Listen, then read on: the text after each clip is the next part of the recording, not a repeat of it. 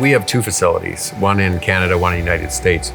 The Oakville Center really specializes in design for additive processes, prototyping, and then proof of concept. So we can go from an idea generation, a 3D design, all the way to showing a customer that this will work in their application. We can then go in this facility to full production as well.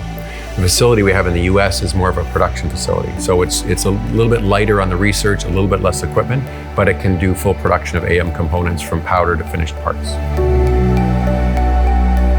The Oakville facility, it's pretty unique in the world because it has multiple types of printer technology, different types of lasers. It has multiple types of machining centers, 5-axis machining centers.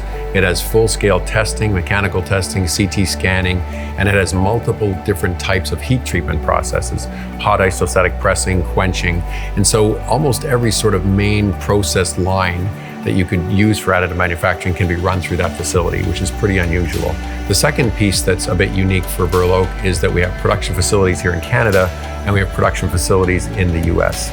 And because of the nature of the technology and because of the nature of some of the end markets, our customers are extremely sensitive to their technology and protecting their technology.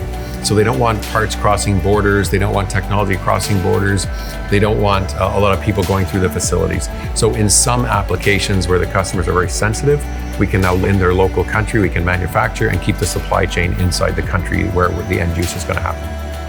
I'm Colin Osborne. I'm the president and CEO of Samuelson & Company, and we think that additive manufacturing and Burloak Technologies is really going to be one of the cornerstones in manufacturing.